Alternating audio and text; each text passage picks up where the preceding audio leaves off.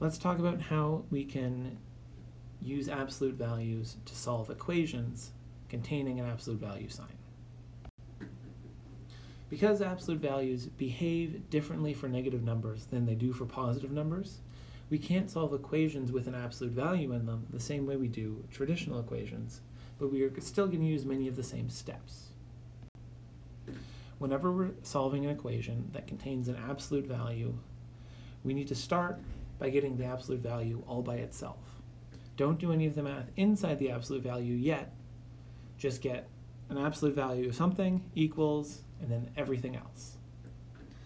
Next, we want to use our definition of the absolute value to split the equation into two separate equations based on the definition of the absolute value. Remember, that says that the absolute value of x is either x if x is already positive, or it's negative x if x is already negative. Once we split up into two different equations, we can then solve each equation separately. This might sound a little confusing, so let's try a couple examples. Let's solve the equation, the absolute value of 3x minus 4 minus 6 equals 2. To start, we want to get the absolute value all by itself, and so we're going to add 6 to both sides. That gives us the absolute value of 3x minus 4 equals 8. At this point, we don't know what value or values of x cause this equation to be true, so what we're going to do is use the definition of the absolute value to split this up into two separate equations.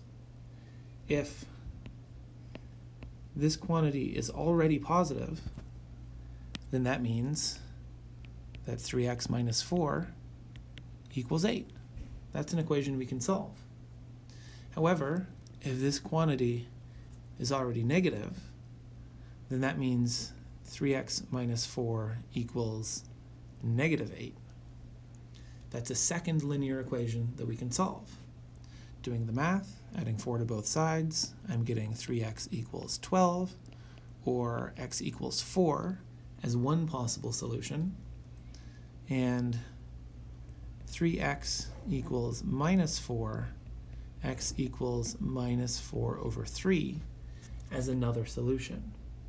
On your own, try plugging these values of x back into the original equation and convince yourself that both answers satisfy this original equation.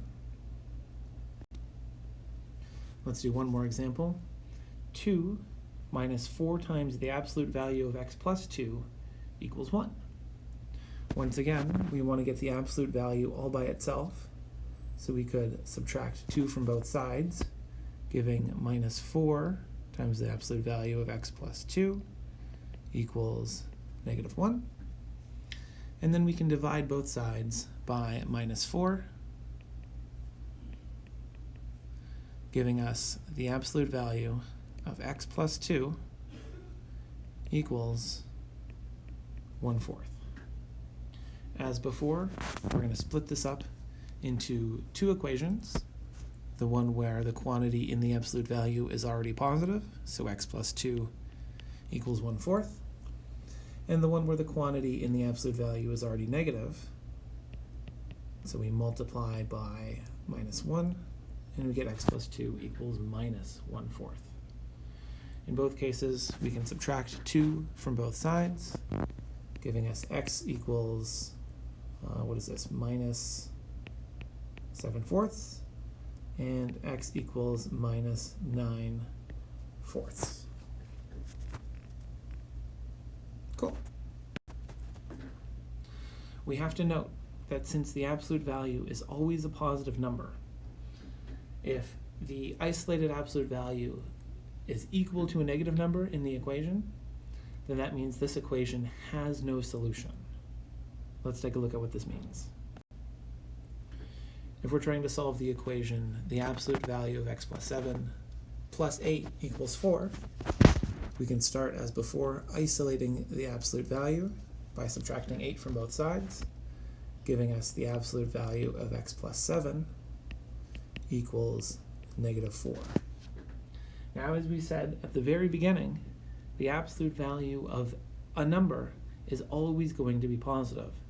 There's no way that the absolute value of any number can be negative, and so we would write this equation as no solution.